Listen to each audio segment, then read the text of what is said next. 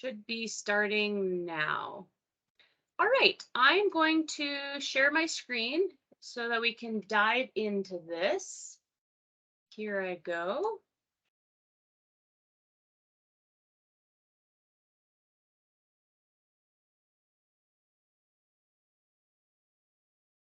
Can I get a thumbs up from someone if you can see my presenter screen? No? No. Huh. How about now?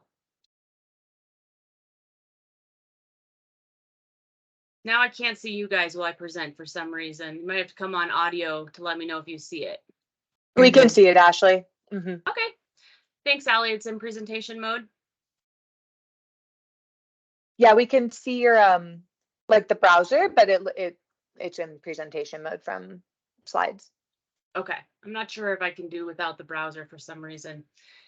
All right, well, we are going to dive in. So we are presenting today on the Gunnison Valley Riverscape group. And I'm going to be co-presenting with our kind of core team around this work. Myself, Ashley Hom with the Forest Service, Jess Doran, who's with Ecometric, Mark Beardsley with Ecometric, Ali Delghisi with Arable Earth, Paul Planer with Rangeworks, Joe Leverini with National Forest Foundation, and Eli Smith with High Country Conservation Advocates, HICA.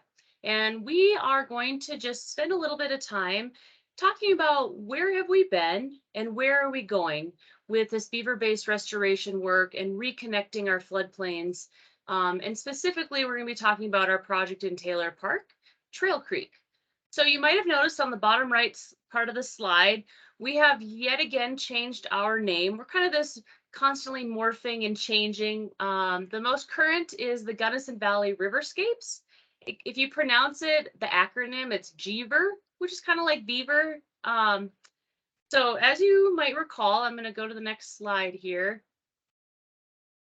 One of the really cool things about this, I'm just going to give a quick recap of the past 2 years of this work for anyone who might be new to this group or didn't know about our group. 2 years ago, we stood up a group called the Gunnison Valley Beaver Believers. And that was a coming together of our community. And our community wanted to come together and talk about who's doing what. What is BLM doing? What's National Parks doing? What's the Forest Service doing? What's CPW doing? What's Western doing? What's Rumble doing? What's the county and landowners? What is everybody in our community doing around this wetland restoration, beaver-based work? And so we came together in 2001 and we went out to CPW land, state land, and we looked at a project that they did in 2019. And so this photo is of all of us gathered up. I think Mark Beardsley is speaking there, and we're learning about CPW's effort there in 2019.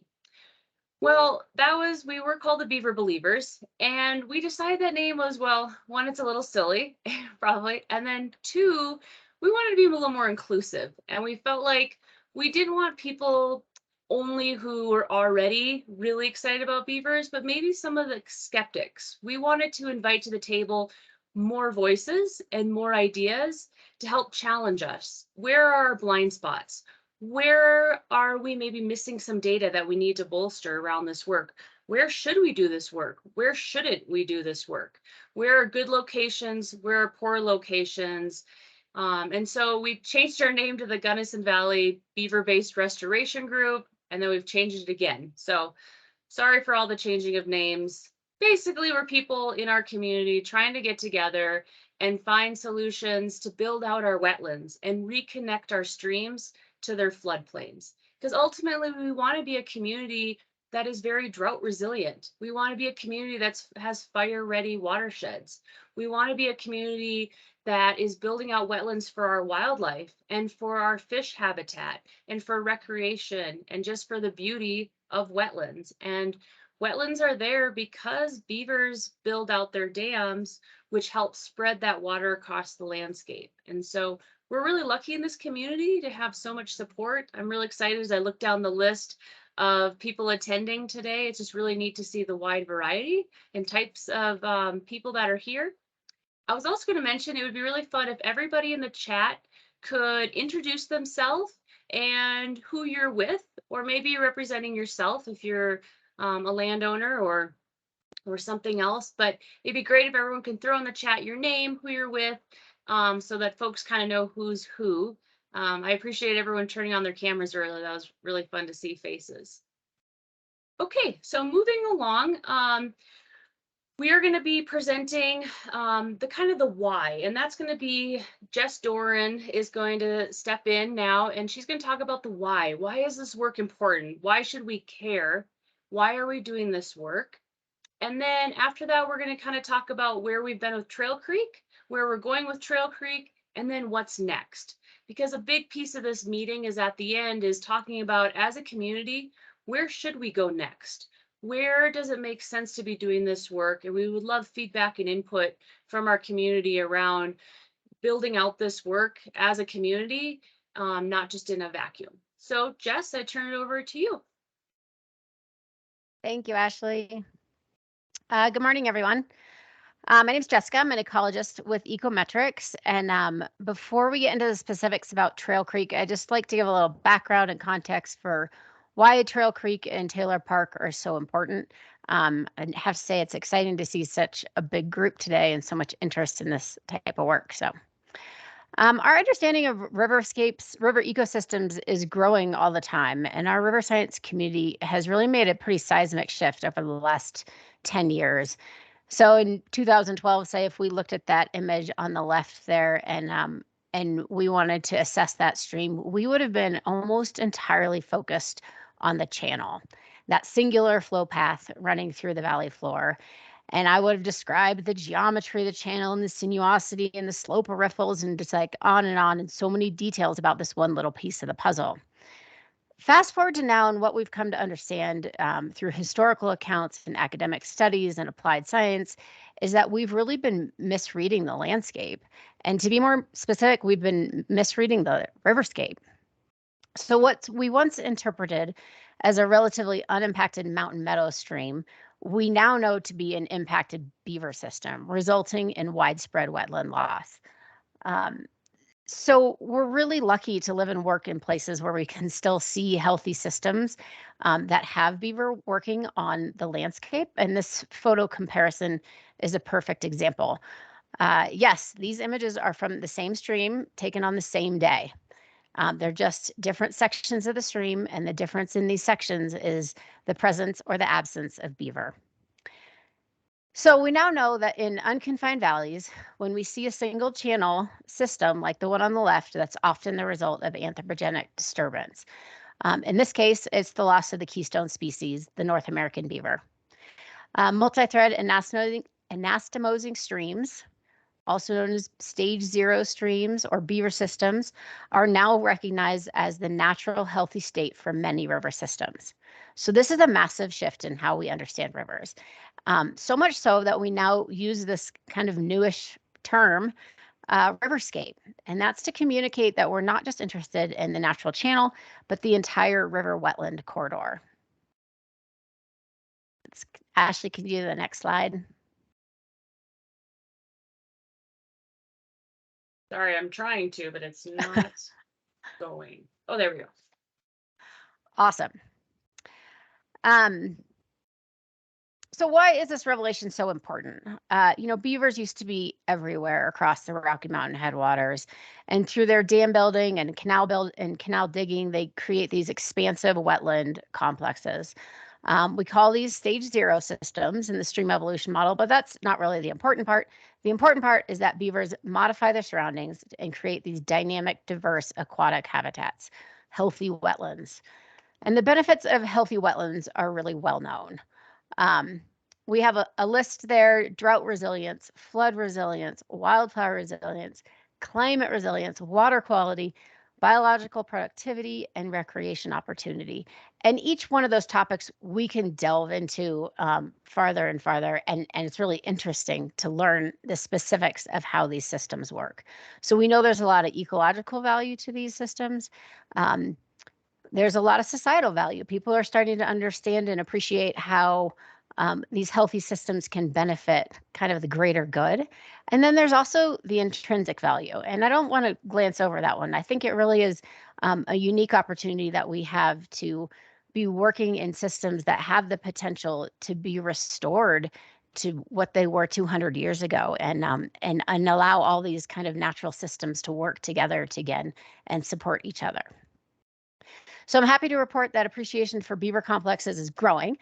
As we do start to recognize all these natural processes. These systems can be stable and resilient and self-sustaining, and that means they can respond to changing conditions, which is pretty important these days. So let's see if this video will work. Jess, are you seeing a white screen here? Yeah, I don't see the video. I don't either. We wanted to share this video with you guys that we shot here it is. Okay. Oops. I don't know if I know if I can make it play though. Anyway, well, this little fellow, we got a chance to camp near him in 2021 while working on Trail Creek, and this is him swimming, and that's kind of the edge of the lodge right there with you. Maybe I can post a link to the video later.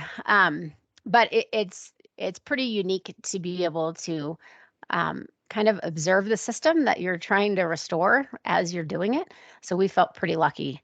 We'll kind of get into the specifics of how and why we chose Trail Creek in a little bit, but it is important that these beavers are right there nearby in the valley still.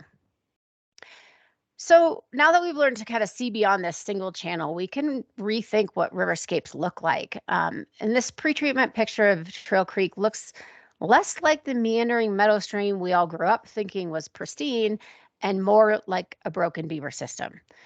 And then we look at it next to Red Mountain Creek. I think a lot of folks are familiar with both these sites. And again, we see this excellent side-by-side comparison of what a system can look like when beavers are active in it, which is Red Mountain, versus one where beavers are absent. So again, I feel really lucky that we don't have to just take historians and academics at their word, and live on their research, but we get to experience it firsthand. And once you start to see the evidence on the landscape of where beavers live and harvest willows and dig canals and build dams and lodges, it becomes kind of impossible to ignore. Even if the beavers themselves are no longer present, we can see this evidence on the landscape. If you can do the next one, Ashley. So now comes the fun part. If we know how important beaver systems are, and we know they used to be all over, and we can see evidence of them where they used to be on the land, how do we get them back? And we have taken this process-based approach to trying to heal these systems. And process-based restoration is a popular term these days, but it's actually kind of an old and pretty basic idea. Nature is complex, and at the foundation of process-based restoration is this idea that as restoration practitioners and stewards of the land, we should focus on undoing the root causes of change, allowing that system to start working again. In this case, Trail Creek and a lot of our headwater systems, that root cause of change is the loss of beavers. So the current extent of beaver presence in Trail Creek, Taylor Park, and really across the continent is a mere fraction of the historical numbers. And we can't fix that by weaving willows at Trail Creek alone. But we can tailor our actions at Trail Creek to maximize the local potential. We can also think beyond Trail Creek to the metapopulation dynamics at play in Taylor Park in the bigger landscape. And perhaps over time, beavers can come to occupy more of their historical extent. Finally, and perhaps most importantly, we need to be explicit about expectations. The work we're doing at Trail Creek is valuable, and I'm really proud to be a part of it, but it will take continued effort by us and/or our beaver partners to sustain over time. So let's look at the next slide and really talk about Trail Creek specifically. There's a lot of text there on the right, and you guys don't have to read it all. This is from a report on Trail Creek that we're happy to share out, and it highlights some details that we consider during the site selection process. And I really can't emphasize enough how important the site selection process is. So I want everyone to know kind of the level of thought that goes into it, but we're not going to summarize all that right now. We'll leave that for later. I'll just give you the short story. And that is that in the absence of beavers, Trail Creek shifted from this healthy river wetland complex to a simplified channel running through the valley floor. We've seen examples of that. However, the channelization was not super extreme, and it's possible at Trail Creek to reverse this impairment with relatively low effort through mimicking the influence of beavers. So we can look at a piece of channelized stream right there, and then we add all this effort from all our volunteers and professionals and agency folks and community members, and we can, with that hard work, if you go to the next one, Ashley, we can take that same site and mimic what beavers do and kind of reverse it back to this kind of wetland condition. So what makes Trail Creek such an ideal restoration site is that there's high potential ecological lift with relatively low effort and low risk. So as you'll see in upcoming images, the treatments we implemented there successfully mimic the influence of beavers on the riverscape in the short term. But like real beaver dams, these treatments are temporary and they'll break down over time without ongoing effort, either by us or by beavers.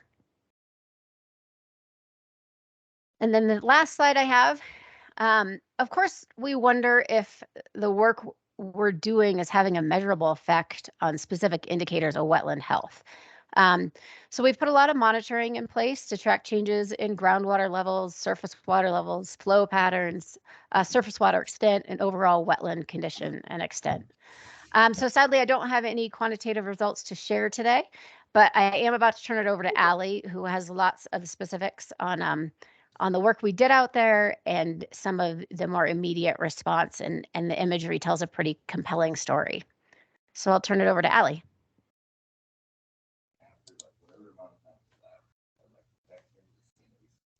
Thanks, Jess.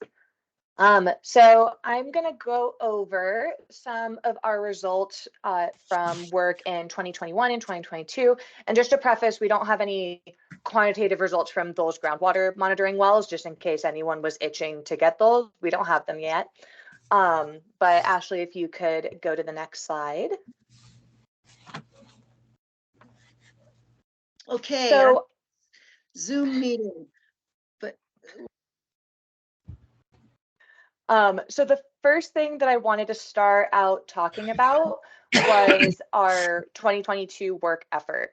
And so it's really easy when we talk about process-based restoration, and particularly low-tech process-based restoration, to think it's easy, it just takes a couple people, you jump in the stream, you build some structures. And I wanted to emphasize the amount of work that these sites took, and particularly in 2022, we had over 1,500 contractor hours. We had over 100 volunteers on site. We had over 55 students on site, and we toured and got support from multiple local agencies. And having these partnerships and these groups really added an excellent value to this project. And I'm not going to talk too much about this because Eli with High Country Conservation Advocates is going to go a little more in depth later. So Ashley, could you pop us to the next slide? Now, here we have first of a few series of photos that I'm going to go over, but if I want to talk through this one, so you have some context for the next ones that we look at. So that top photo is one section of Trail Creek. You might notice that it's actually a section with relic beaver structures, and that the health of this riverscape is starting to unravel. So on the ground, when you're walking around this area, we're seeing stressed riparian vegetation, and there's limited aquatic habitat diversity. So that means we don't have as many pools. We're starting to get more just flat riffles across the board. This is actually a section with some of the most diversity because of the relic beaver structure.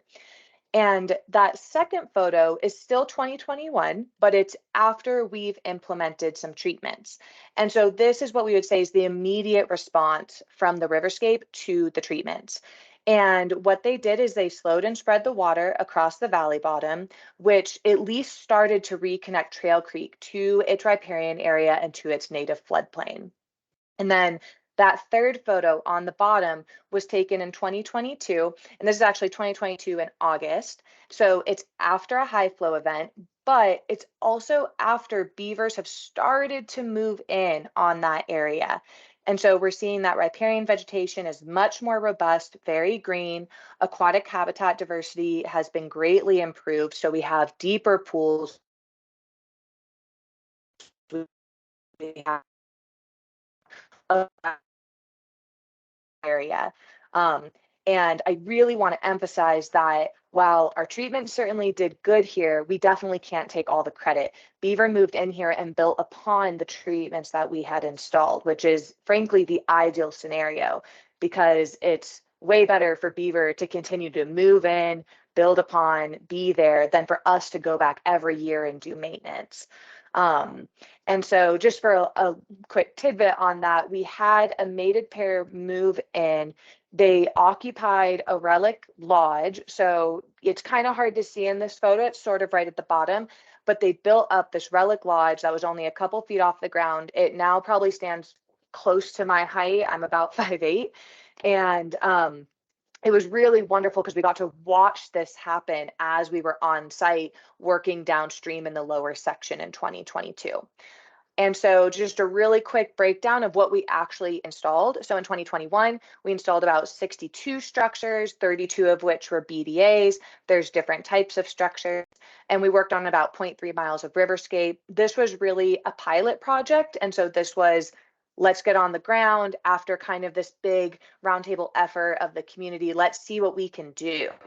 And then in 2022, we were able to scale that up both with volunteer efforts, with increased practitioner hours, and also with more strategic use of machinery in the stream or in the area. Oh, my video just popped out.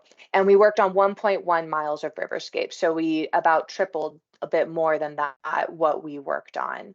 And so now, Ashley, the next series is a series of 2 different points. So you can kind of just scroll through those. So this is one section on the stream, 2021 pre-treatment. And then this is immediately post-treatment, so that immediate response from the riverscape.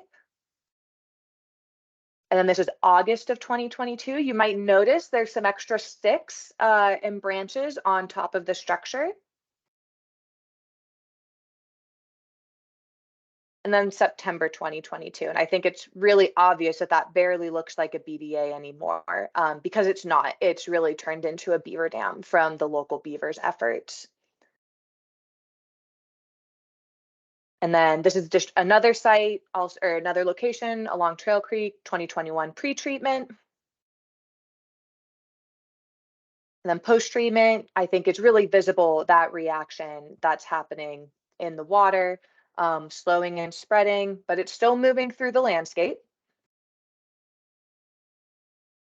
And then this is August 2022. You maybe notice that there's a little bit of that lodge is starting to get some activity. It's raised, there's fresh material on it.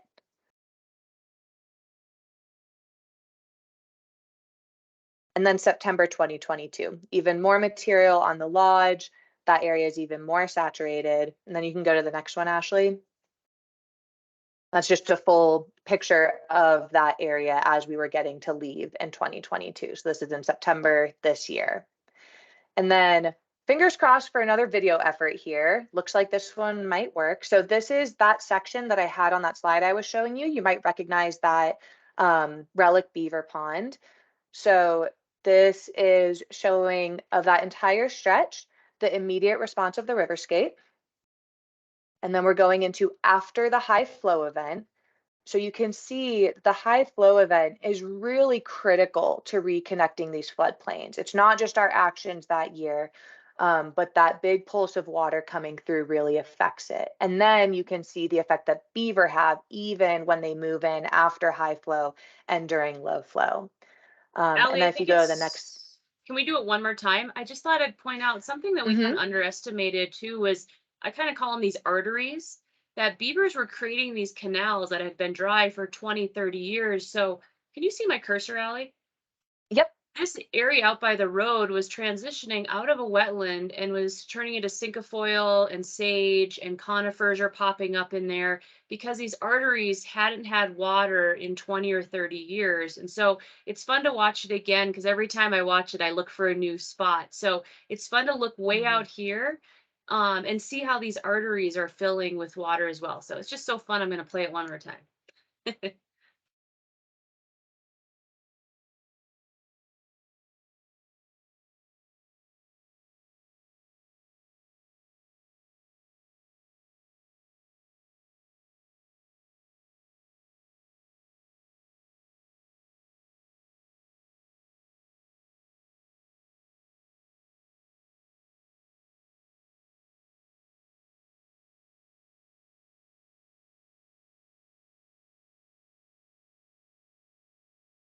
All right, thanks for humoring me. One of All the good. last is when you stand right We have here. another video also Okay. after this, I've- and just so you know. Oh, I didn't know that. All right, how about this one? Oh, this is the same one. Oh, it is? Yeah, go to the Hold next on. slide. Okay. There we go. There we go. Sorry. There we go. That looks All good. good.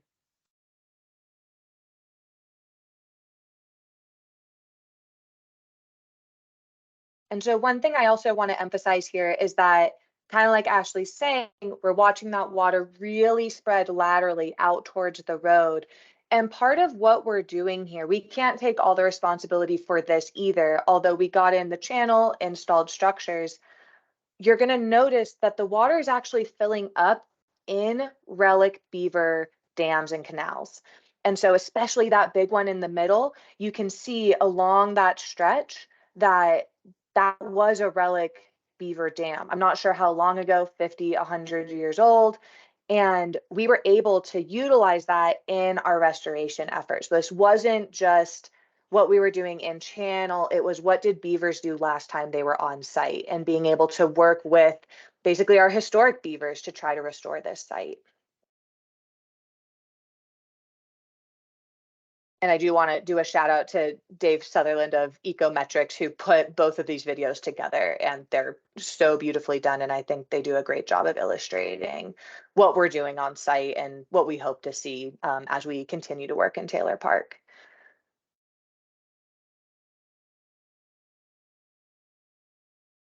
All right, and so now I'm prepared to pass it off to Joe Lavarini if you want to take this, just to talk a little bit about funding and partnerships that made this happen.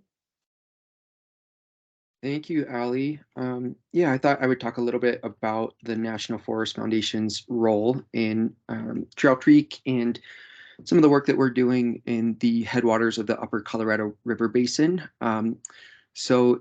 Again, my name is Joe Labyrinth. I'm with the National Forest Foundation, which we describe ourselves as being the leading organization inspiring personal and meaningful connections to our national forests, which are the centerpiece of America's public lands. So we work on behalf of the American public to lead forest and water conservation efforts on and around national forest system lands. One of the metrics that we have shows that national forests are provide drinking water to more than 60 million people in the United States. And so much of our work at the NFF is focused on maintaining and restoring this important supply. As we've been hearing here from Ali and Ashley and Jessica and others around the Western US, many riparian wetland ecosystems on national forests have been impaired due to historical land uses, but these ecosystems play a critical role in the overall health of major water systems, including the Colorado River. It's estimated that about 20% of the land area with Upper Colorado River Basin, and probably should have flashed a map on here, is national forest. So again, about 20% of the land area within the Upper Colorado River Basin is national forest. So that provides a great opportunity for us, especially in the higher elevation areas of the upper basin, including headwaters of many Colorado River tributaries, Gunnison, White, Yampa, San Juan, Dolores, Eagle, and Roaring Fork rivers, and then the Green River over in Wyoming as well. Yeah, so NFF is now working certainly in alignment with the U.S. Forest Service, local partners, state partners, federal partners, to find solutions to changes in the climate, sort of natural climate solutions, if you will. So we are increasing our focus on the natural solutions that national forests have to offer. And in priority areas around the Western U.S., NFF is partnering with stakeholders to implement low-tech process-based restoration. You can see some of those partners here on the screen. Just to talk a little bit about what we're excited about with Trail Creek and kind of zooming out on more of a landscape scale, using PBR is scientifically supported. It's considered to be pretty low cost and a highly effective way to restore headwater area, lands, wetlands, and meadows. But yet PBR has not really been implemented at a large scale across national forests in important watersheds. So that's something that we're focusing on here moving forward. It's been exciting with Trail Creek and the potential there in Taylor Park that I think we might hear a little bit from Mark about, that this low-cost nature-based solution increases water reliability for communities like Crested Butte and Gunnison. And these benefits also extend, as we know, all the way across the Colorado River, which supports millions of people. I've got a metric here, but I think it's maybe a little outdated in terms of the number of people that rely on the Colorado River, so I won't share that. And then, yeah, just to talk a little bit more about the NFF's work with process-based restoration. Trail Creek has been really exciting sort of pilot. It's probably beyond a pilot at this point as we're entering the third phase of the project, to build upon NFF's growing portfolio of PBR work across the national forests. We've been working for about the last 5 years, most early on, working to restore wetlands and meadows and national forests within the middle and upper Rio Grande watersheds in New Mexico. And so we've been really excited to be able to work here locally now with all the great partners, again, that you've heard about today. And then lastly, I'll just share some of our intentions at the NFF and to take what we're learning here in Trail Creek and spread it across the upper Colorado River Basin. We are, as NFF is the congressionally chartered partner to the U.S. Forest Service, and with the recent passage of the Infrastructure Investment and Jobs Act, there's a great opportunity to plan large-scale action and to bring the capacity to pull expertise and funding together to implement restoration at scale. So we've been working with contractors both here in the Gunnison Valley, down in New Mexico, some projects in Washington, California, to complete planning, pre-implementation surveys and other assessments. NFF also raises and aggregates private funding sources from some of the partners you see here on the screen, and then using those to match and leverage federal investments. Again, with the recent passage of infrastructure bill funding, we're excited to take advantage of that opportunity. And then we also oversee and administer contracts with operators, small businesses, and other organizations to complete projects efficiently. And then lastly, just where, again, where we're potentially headed from here, excited to take what we're learning from Trail Creek and work with partners like the Walton Family Foundation, some corporate partners like Limnotech and Coca-Cola that invest big time in watershed projects throughout the nation. We had an opportunity to get some of those partners on site at Trail Creek earlier this year, and they were super impressed with the work of Ali, Mark, Ashley, and others. And so there's just a real interest to take what we're learning here locally and apply it on more of a watershed scale across the upper Colorado River Basin and other river basins as well. So over the coming months, we're going to be working at the NFF to do some assessments, working particularly with the U.S. Forest Service's watershed condition framework as one tool to look really closely at national forests in Colorado and Wyoming. I believe there are 14 or 15 that are within the upper Colorado River Basin. So doing some assessment there using some of the existing tools, whether it's the BRAT tool, I know Mark and Jess have worked a lot with, or maybe some of the other spatial analysis tools that are out there to then develop projects like Trail Creek. A big part of that's going to be determining the project feasibility. So working closely, of course, with U.S. Forest Service, Army Corps of Engineers, Colorado Division of Water Resources, and other regulatory agencies to kind of assess some of that site-specific feasibility. We'll also be digging into some of the quantifying and monitoring of anticipated changes that you've heard a little bit about here from Ashley and Jess and Allie and others. And then deepening community connections as well is a big part of our mission at the NFF, wanting to just help facilitate connections between the American public and the national forest system. So that's just kind of snapshot of the work that we've been doing at the NFF, both here at Trail Creek, and then again, taking some of these lessons and working throughout Taylor Park, the Gunnison River watershed, and then at a bigger scale across the upper Colorado River Basin. So with that, I would be remiss also if I didn't just mention a couple of the other funders, one in particular that helps support the Trail Creek project this year, and you can see them down in the bottom left there of that slide. State of Colorado through DNR and Colorado Water Conservation Board, a Clean Water Plan grant, has been a critical partner in all of this.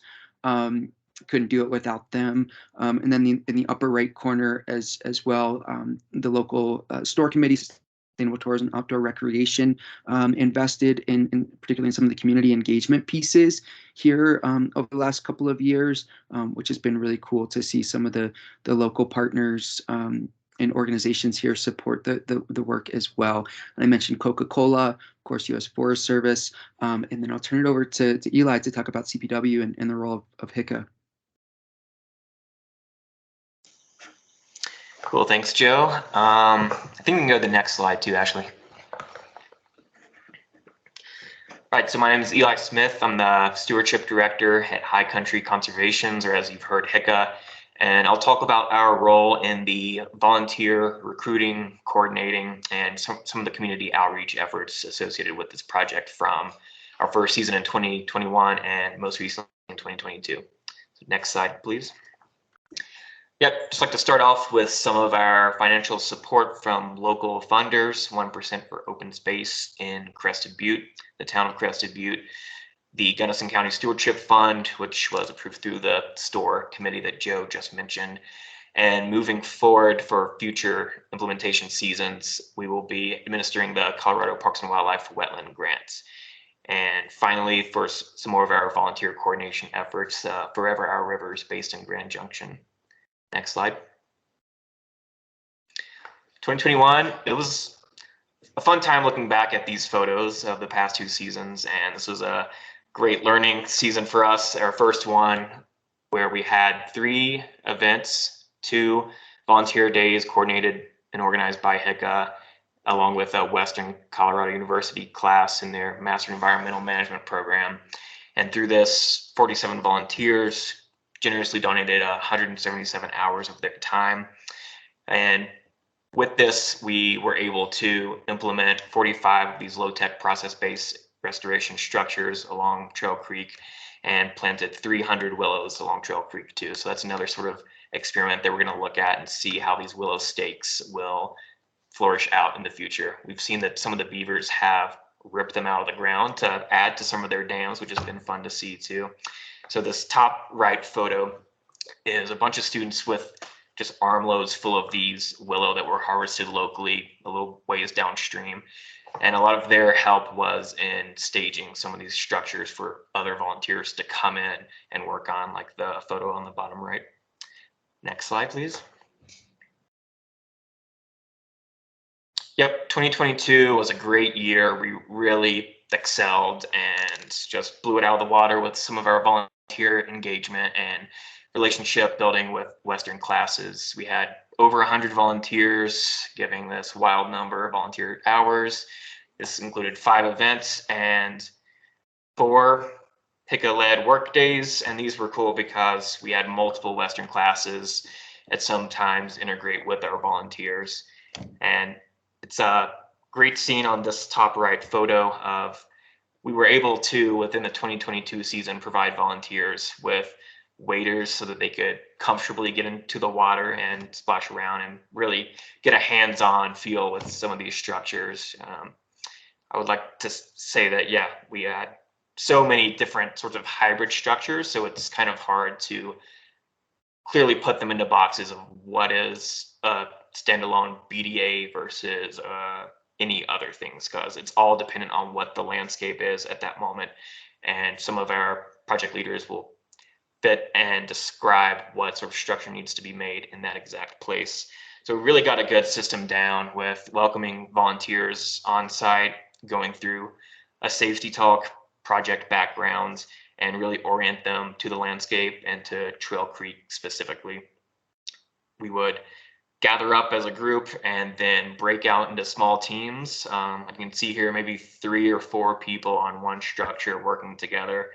And we had a lot of help from additional people in the field. The Gunnison County Store Corps were huge in being project leaders on site with our volunteers.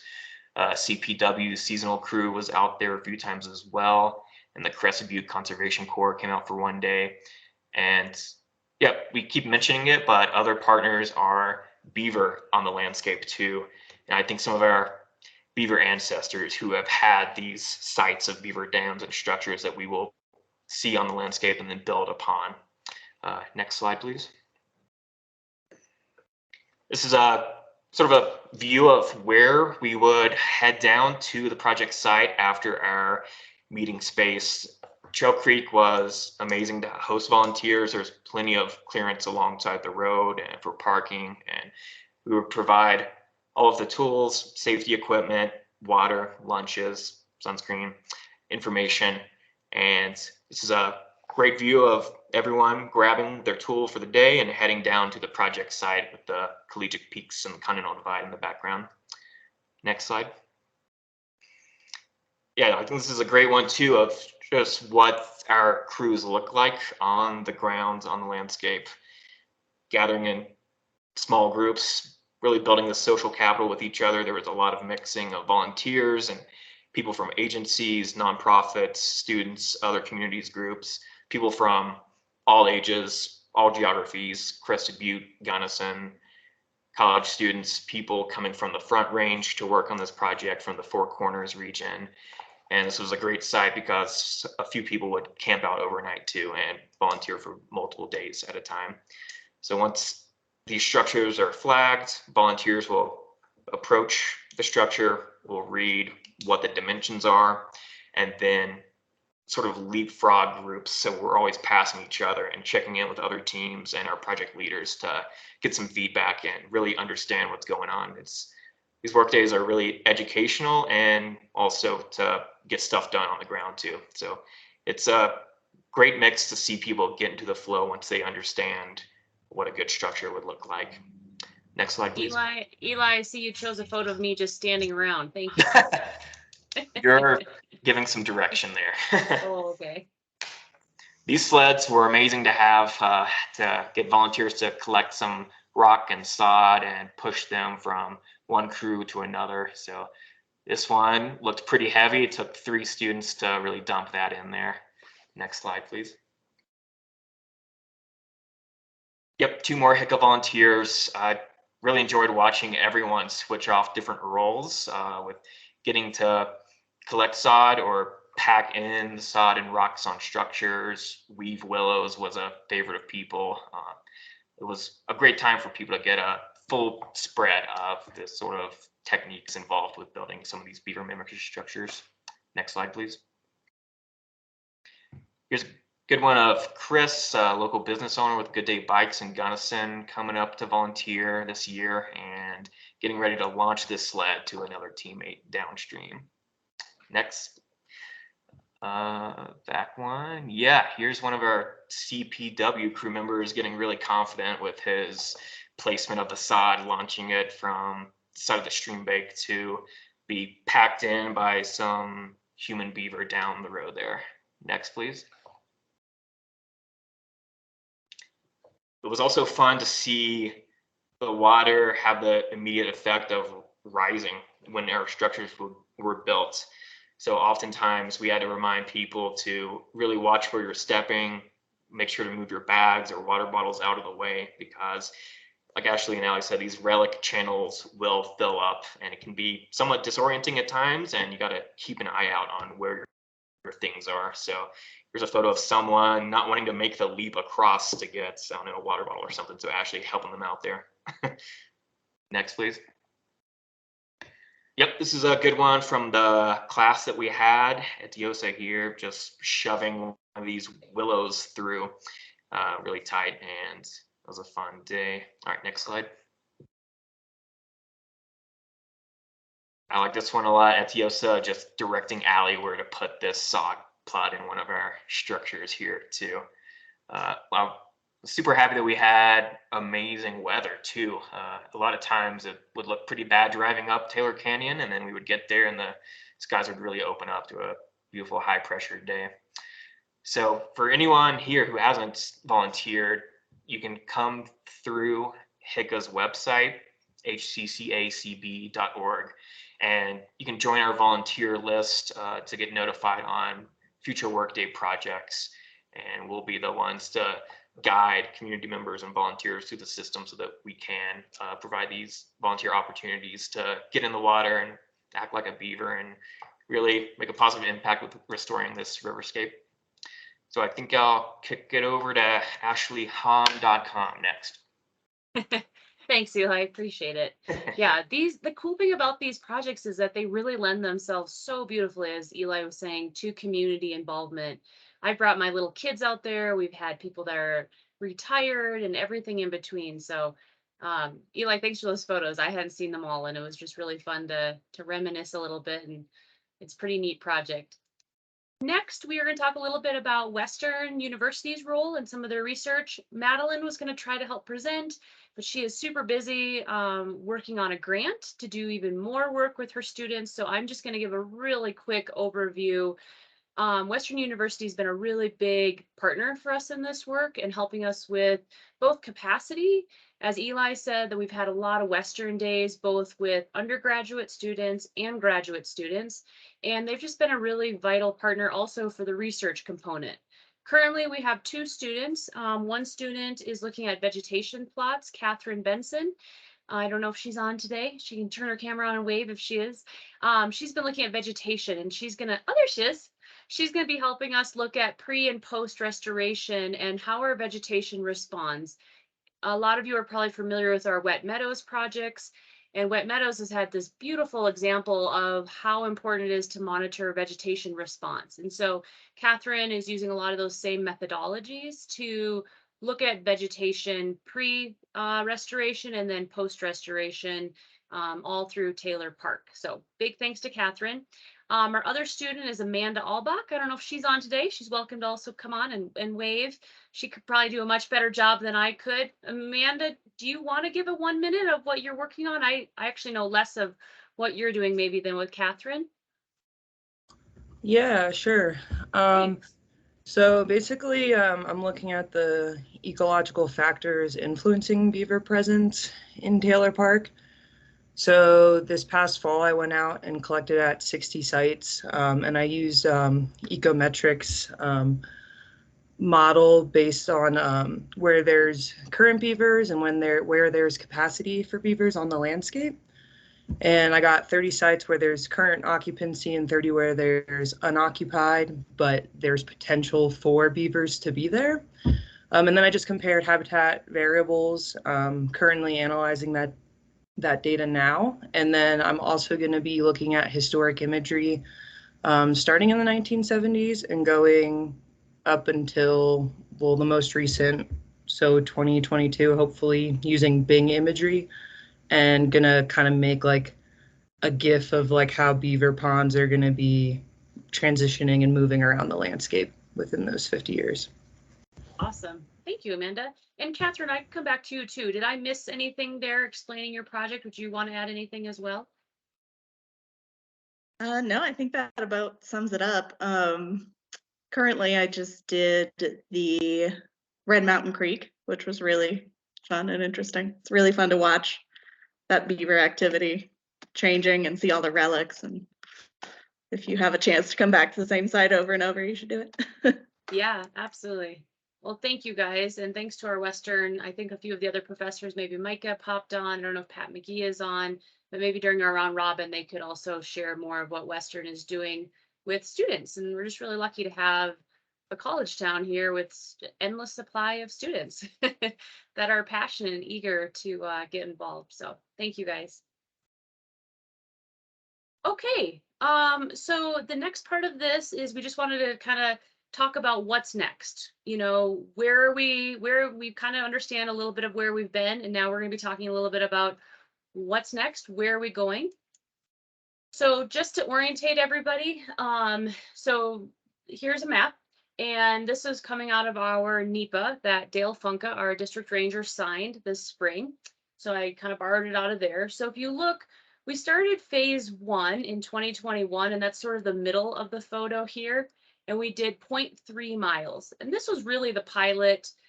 What does this work look like on the ground? How do we go slow to go fast? How do we incorporate partners and listen to our constituents to make sure that we do the right thing in the right place at the right time? Then with the success of that and community support, we got further funding, as Joe mentioned, and Eli. We went into phase 2, which was this last year, and we did 1.1. So we really ramped up. I think Eli alluded to it. We were able to change some of our techniques. We had 2 pieces of heavy equipment, and we were able to stage our volunteer events more strategically. And so we were able to get a lot of more work done just in the order that we did things. And really those volunteer days and Western days is a large part of why we were able to do so many more acres and feet this year compared to last year.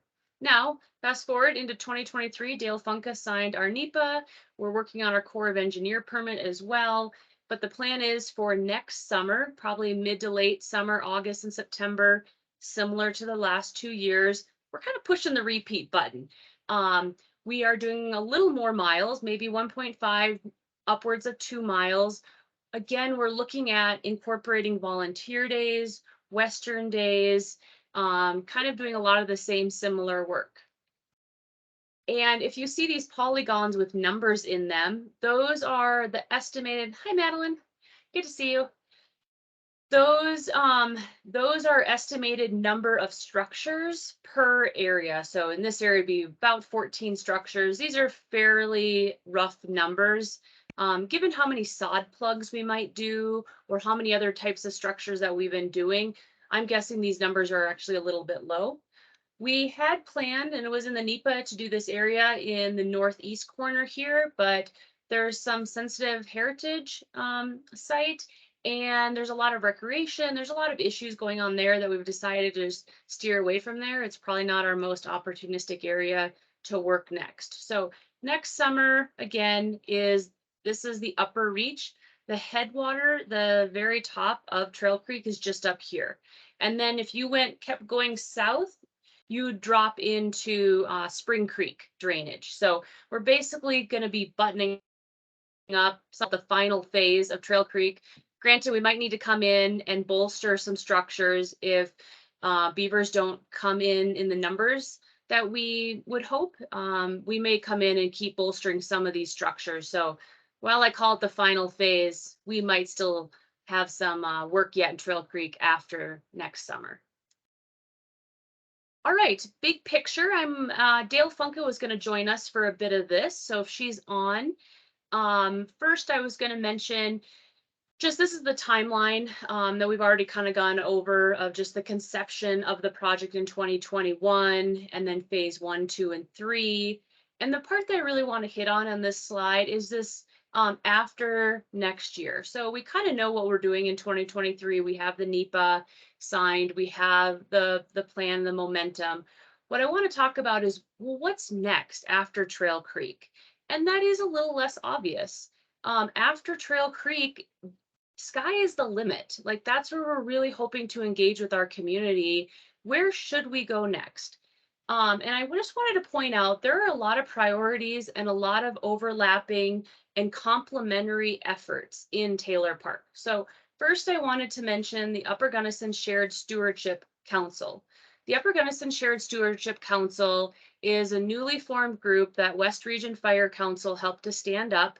And if you all know what STORE is, Sustainable Tourism Outdoor Rec Community group, this group is like everything. STORE is everything recreation. This group is everything fire and water. And this group, the Upper Gunnison Shared Stewardship, is how do we become a fire-ready community, and how do we have fire-ready watersheds? So how do we have really healthy watersheds? Should we ever have a fire, how are we going to mitigate that to protect our water infrastructure? So the Upper Gunnison Shared Stewardship Council has done some work already with the Upper Gunnison Watershed Conservation District, and they've done some mapping. They've mapped zones of concern.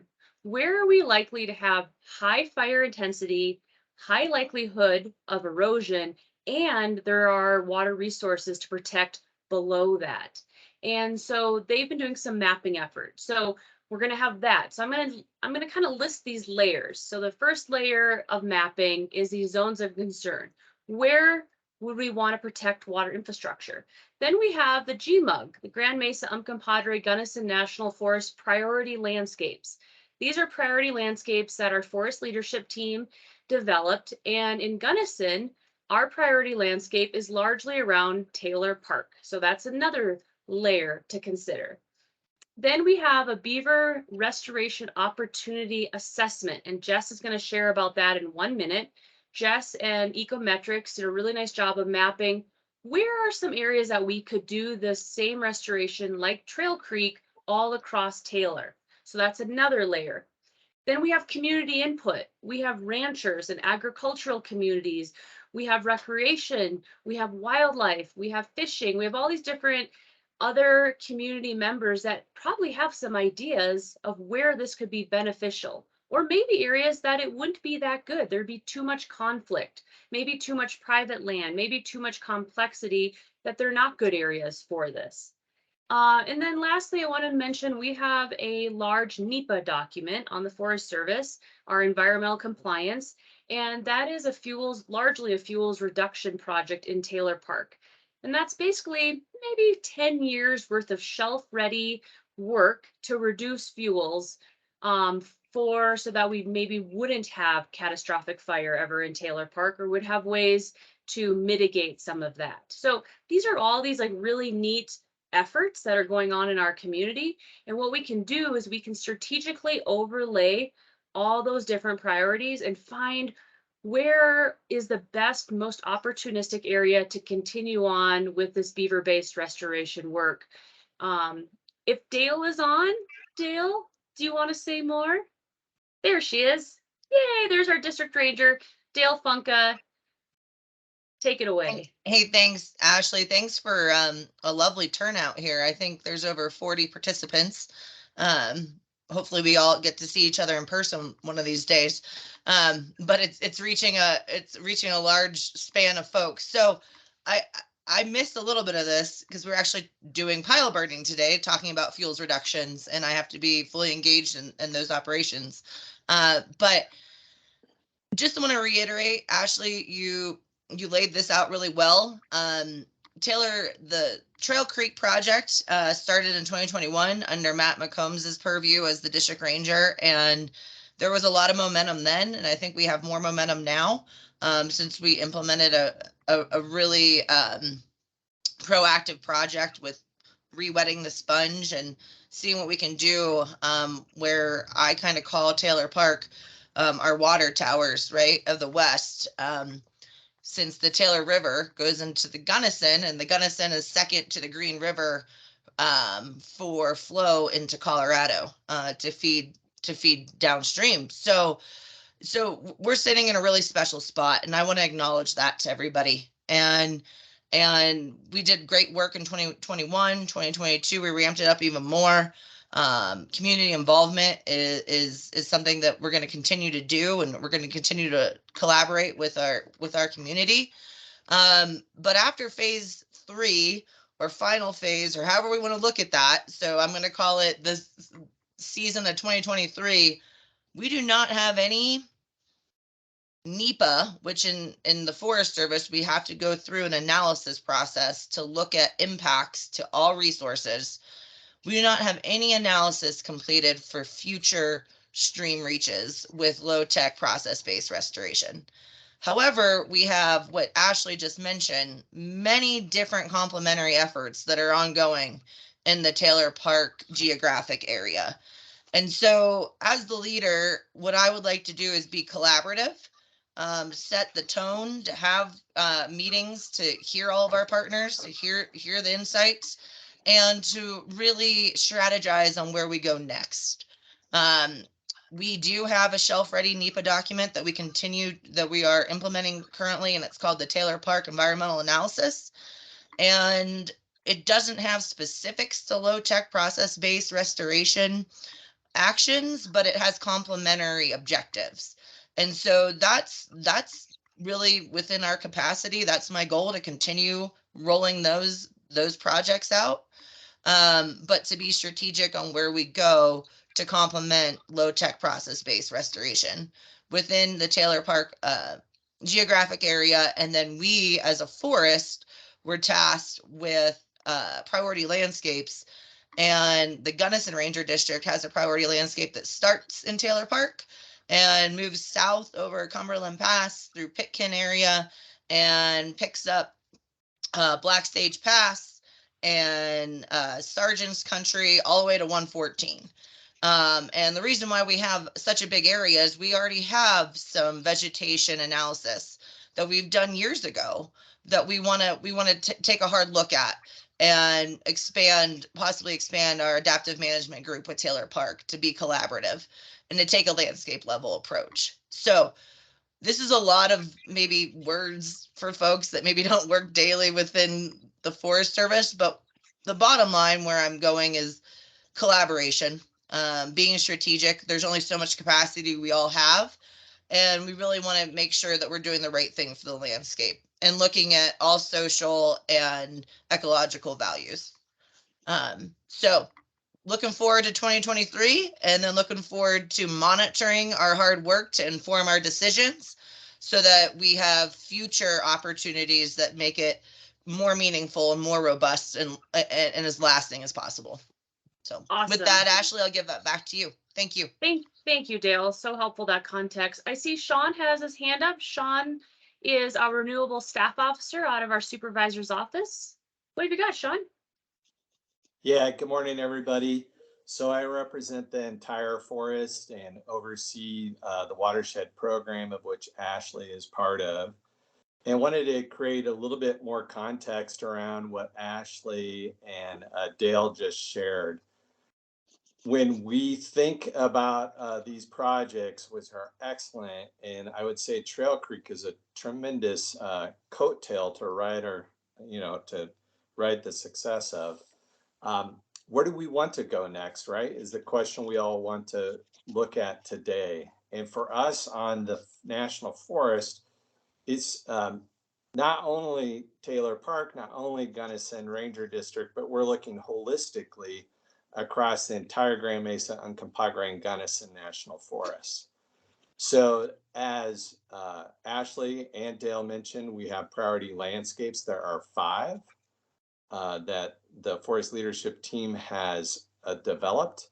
And this is in response to the bipartisan infrastructure law and the Inflation Reduction Act and expected funds that we can receive. And so to focus our attention in those priority areas, given the staffing levels that we have, or on some days, I should say, that we don't have.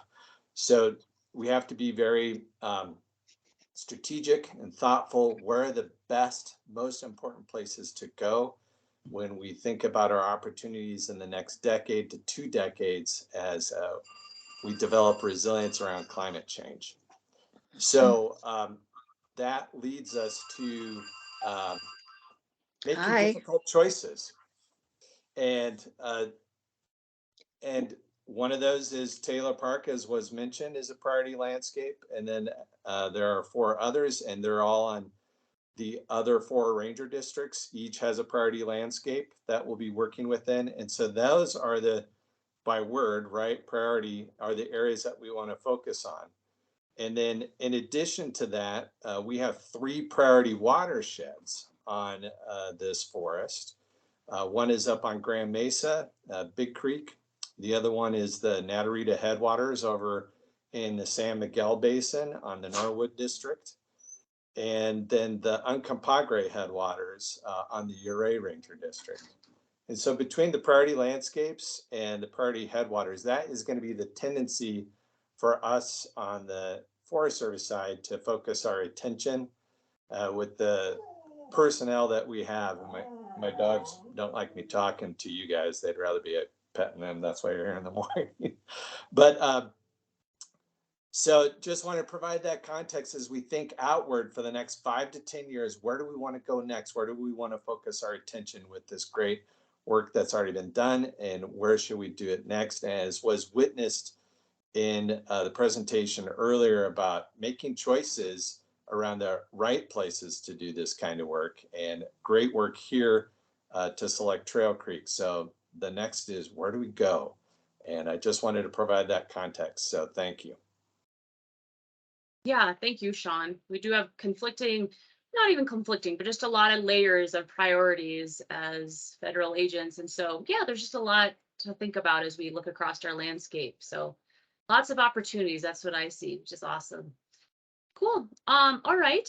Moving on. One of the layers that we just wanted to go into more depth was this about beaver restoration opportunity assessment. And Jess is just going to give us a quick overview. And then Lizandra, do you want to share after Jess, or do you want to jump in now? It looks like our watershed program manager out of our supervisor's office has her hand up. If you have another presentation, go ahead. I just wanted to, I was thinking that you have some time right now. You were at the end and the finishing, but if you have a presentation, there's a quick introduction. Sandra Nieves Rivera, the new watershed program manager. And that's all I wanted to say. I just wanted to follow up with Sean and Dale. Dale's the leader, and Sean, where we are. He's the one, our staff officer for the watershed program. And looking forward for next season coming up in January when we get there for all the different parts and creating the program mission. So that's all I wanted to do. Go ahead, and thank you for the time. Yeah, thanks, Lizandra. Appreciate it. Okay, Jess, yeah, if you want to, I will go to the next slide. We can go to we're going to just kind of go in depth for 1 minute around one of these cool layers that we can think about with our landscape. Okay, hi everyone. I'll just kind of give you an intro to what this colorful slide is basically. And what we've done here is this is kind of like our dug in more in-depth piece response to not response, but tool that we came up with because Brett wasn't quite giving us the information we needed, the beaver restoration assessment tool. So we took our knowledge of the landscape and experience out there and kind of modified it to fit our needs. And the kind of big approach that we took was looking at historical capacity. So what are the areas that were beavers 200 years ago probably occupied within Taylor Park? And then comparing that to current conditions, what landscapes out there, what riverscapes out there could support beavers now? What has the right vegetation, stream flow, unconfined valley, low gradient? Where are those spots now? And the big trend that we've seen in Taylor Park and then really across a lot of the headwaters that we've studied is that there's more suitable habitat than we see beavers on the landscape. So the big question is like, well, how come beavers aren't expanding into all these areas? And hopefully that's how some of our work can support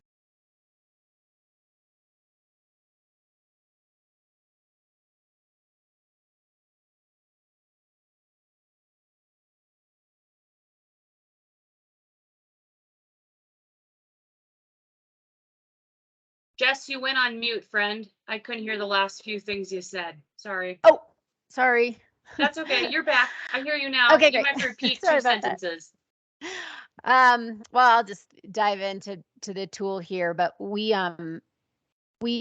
want to know where we should focus our efforts, right? Like we can get a lot done out there, but we only have so much time and energy and money. So where can we get the most lift for that effort? So Mark Beardsley and Dave Sutherland and I all contributed to this assessment, and we all have a background in emergency medicine. So the triage system makes sense to us. So as you see the beaver feasibility there, the black sections of stream, those are probably confined, steep reaches, or have really high stream power where beavers may have passed through for sure, but wouldn't be building these cross-channel dams that support these expansive wetlands. So we don't need to look at those sections anymore. The green that you see in there, those are classified as low or at capacity. Basically, beavers are already in those spots doing great, so they don't even need our help. So we're going to look at the red, orange, and yellow segments and try to find opportunities in there and kind of weigh in all these other layers that Ashley had been talking about to try to find the best opportunities within those. Where can we support beavers where they can access, so hopefully they can move into these places, but we can maybe improve the wetland conditions in the short term and maybe the habitat suitability also to make it a little easier for beavers to move in. So this is how we kind of look at different opportunities across the landscape and decide where to go next, or what other information pieces maybe from different perspectives that we need to pull in. But this is at least the beaver layer information. Awesome. Is that enough for now? Yeah, that's perfect. Yeah. And feel free to reach out to Jess or any of us if you have more questions on this one piece of that puzzle or layering. So time is flying, guys. We don't have much time, so I just have 2 slides left. So I'm going to go real quick. One of the things I just wanted to mention that we're working on is the idea if we're inviting more beavers and we're trying to build out more capacity to have beavers, we also need to protect our infrastructure, right? So we have a lot of head gates, culverts, bridges, roads, trails, all these pieces of infrastructure. And so one of the things that we're really putting a lot of effort in, both in Crested Butte along Kebler Pass, but also Taylor Park, is making sure that we're getting out ahead of this so that we're not creating more problems for ranchers and for our public works. I don't know if Public Works was able to join us today, and for our engineers with the Forest Service.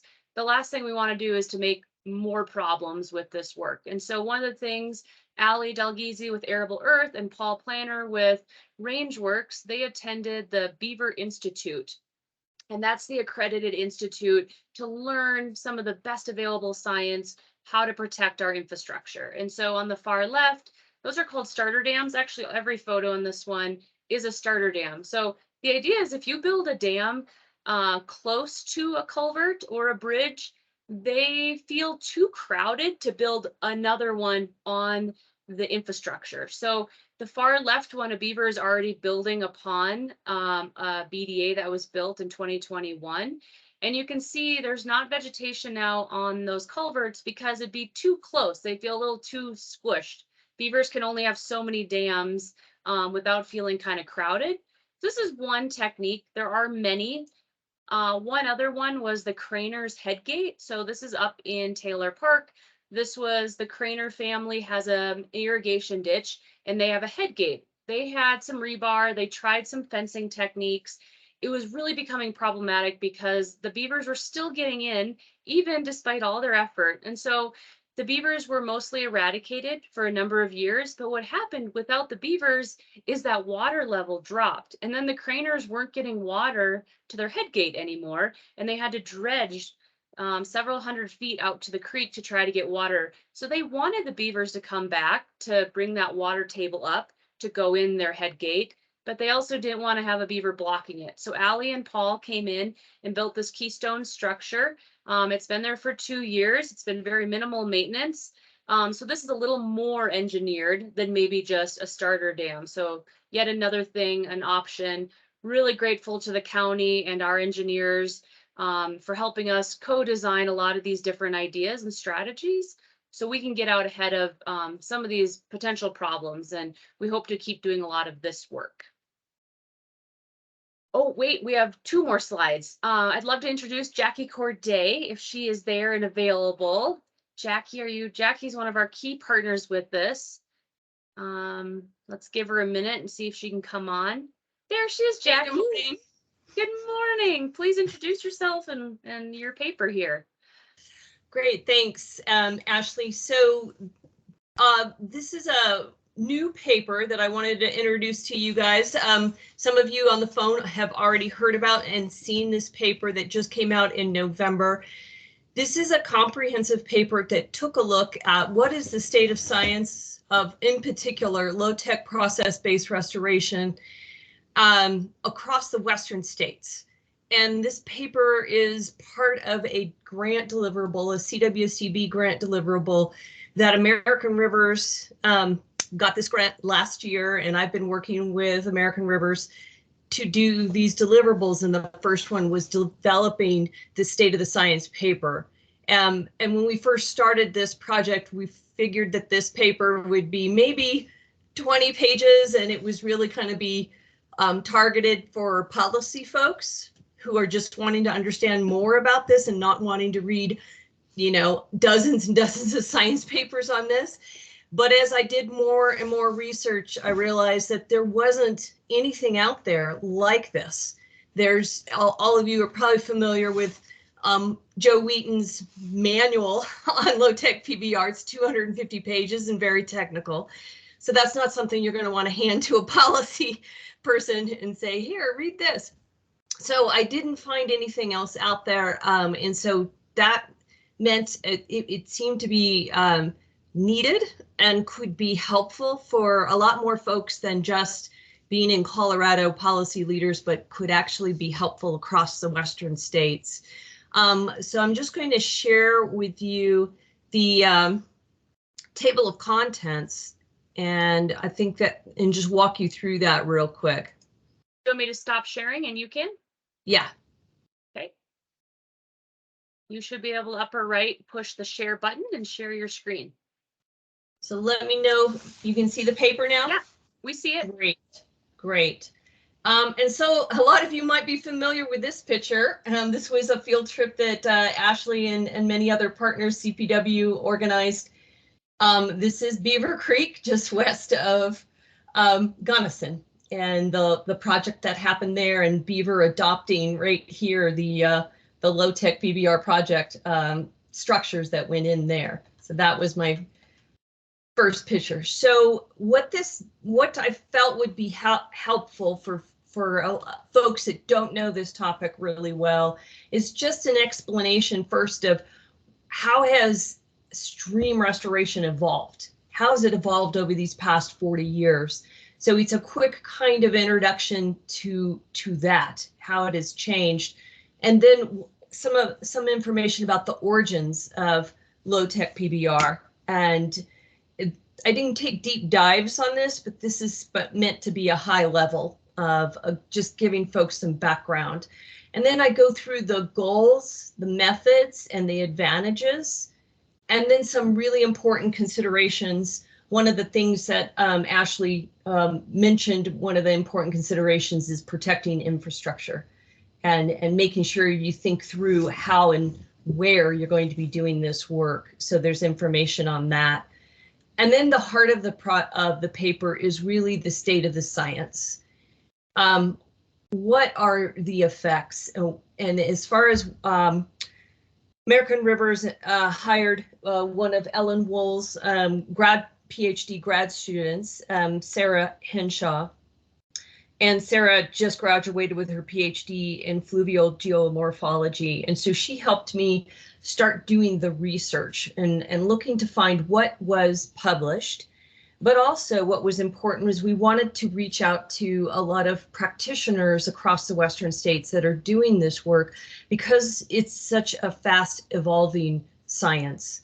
And so it takes a while to get things published. So we wanted to also know what's happening with case studies. So it's a combination of both published and unpublished work. And so we looked at surface and groundwater effects, water quality improvements that folks are seeing and documenting, reducing the impacts of natural disasters, drought resilience, wildfire resilience, flood resilience, carbon sequestration. There was some really great studies on the economic benefits that revolve around the ecosystem services that are improved once you restore a stream and reconnect it to the floodplain. And then, of course, there's some really great resources out there on the ecological benefits. So these sections really refer readers to those great resources that already exist. And some of them you folks on this call will be very familiar with that when you see them in all of the footnotes. Then we focused on the benefits of particular interest to the agricultural community. There is incredibly great research on this, lots of published papers. And so it really centers around increased water and forage availability that are happening when these projects are done on ranches, especially in eastern Washington, eastern Oregon, Nevada, Idaho, where all you have all of this basically dry sageland habitat, and water is so critical. So I really urge you to take a look through that. And then we have unpublished case studies. Trail Creek is featured in there, and Badger Creek, which is over in South Park. Other Western states, we also have a few more case studies there. And then we go through the challenges and opportunities. These are just some. These are kind of some of the big main ones that we came across. The funding, gaps in research, the lack of project monitoring is an issue, the need for a monitoring framework. And I know quite a few different folks and agencies are working on that right now, of coming up with a good monitoring framework so we could have consistency across projects. The social issues, the coexistent issues with beaver is one of the most significant challenges that needs to be addressed and thought through with each project. And then building capacity in agencies, nonprofits, and practitioners is another section. Permitting, and then water rights. I did not find another single paper during my research all this year that had more than a sentence or two about, oh, there may be issues with water rights. It's something you need to think about. That was all that I could find anywhere. So this is from a lot of research on my own. That was where I started at CPW as a head of their statewide water resources section, and started doing research then on that topic. And so from a ton of conversations with practitioners across the Western United States and looking at what's happening, this is all compiled based on that information. And then based on all of those conversations, we came up with guidelines to help reduce potential conflicts. So the main conflicts being potential water rights and beaver flooding issues. And so we came up with guidelines and put that in the paper based on all of those conversations and with practitioners on lessons learned in particular. So I will stop sharing there. Let me see, go back to. Thank you, Jackie. We are down to 2 minutes, so maybe people could stay on for a minute longer. That does conclude what we wanted to present. Thank you, Jackie, for rounding us out there with the available science. It's a really nice synthesized place that we can go to find information quickly. And so we wanted to open it up to a round robin for anyone who wanted to share other projects or other things going on in Gunnison. So if you have something you want to share out, raise your hand and I'll call on you. I did see Darren Long, our wildlife bio, had something maybe, and I see Ken Williams. Ken, do you want to go? I don't see Darren on. Oh no, Darren's there. So maybe Darren, and then we'll go to Ken.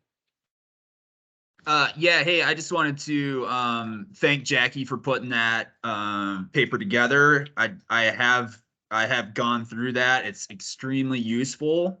Great. Yeah, so it's, if anybody's thinking about going soup to nuts on one of these projects, that's a really good handbook, if you're thinking about it or you're inspired by this type of work. I was wondering, can we share that? And Yeah, or it looks like you already put it in, so I thank you just for put putting it that in in the there. chat, and then because there's a lot of folks that aren't available today, what I'm going to do is a follow-up email to the entire group so that you can have this paper, because we're in the stage of, we'd appreciate any feedback on the paper. It's labeled version 1 for a reason, because we're in the stage of asking folks for feedback, and No, then there'll be a version 2. Thank you, Jackie. It was outstanding. I mean, all the way down to the Colorado water law stuff. I thought that was super useful. So that's good. I'm glad you put that in the chat. And thanks for sharing. So much. Thanks, Darren. Ken Williams, you are up, my friend. Hey, gang. Greetings from the American Geophysical Union meeting in Chicago. So you don't have my video today. Many of you know me and know what I look like. I'll be brief. So this was really, really helpful presentation today, particularly the reminder time and time again that this is Taylor Park's an identified priority landscape.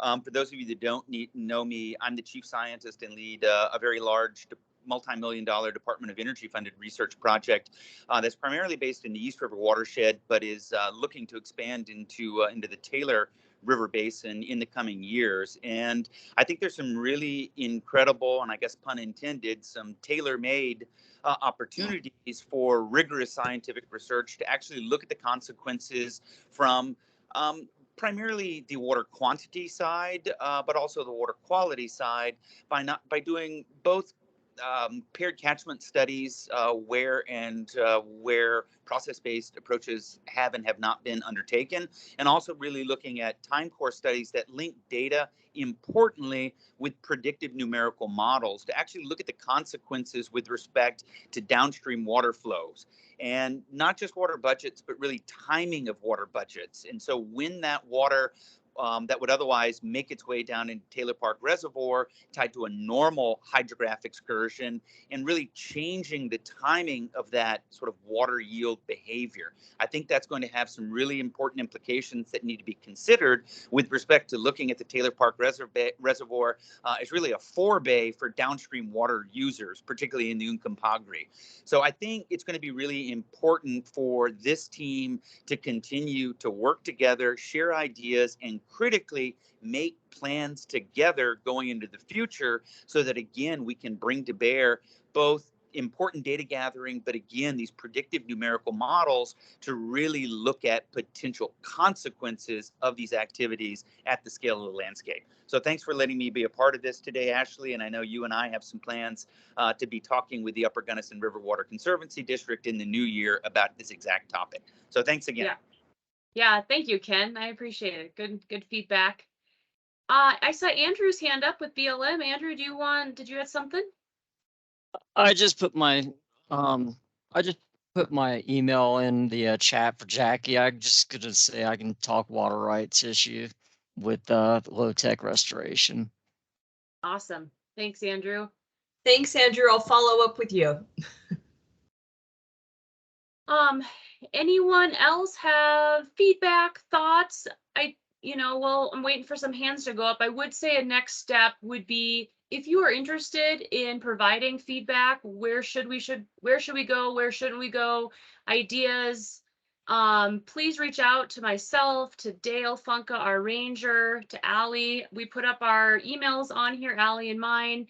And you can shoot me an email. I can send you anyone else's email. But if you want to participate as we go forward with some new ideas, let us know, because we're going to kind of have a subcommittee, if you will, going forward of making future decisions. Cheryl with the Upper Gunnison, chime in, please.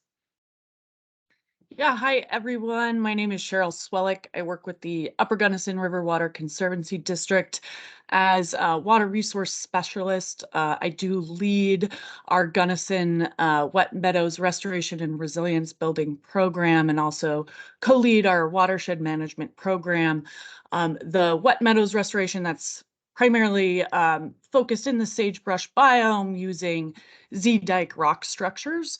On the watershed management planning side, we just are wrapping up phase 1 with JW on the wildfire zones of concern, and Katie Yacht as well for her geofluvial assessment. And with that, we are really identifying these areas where restoration will be beneficial. So, Illinois and Texas Creek and Willow Creek, also looking at like Coal Creek and Cement Creek. So really looking forward to finally getting that published here in the new year. And I think that there's a lot of opportunity to work with the Forest Service and these other partners on those areas of concern, both for wildfire and just the post-wildfire impacts of debris flows.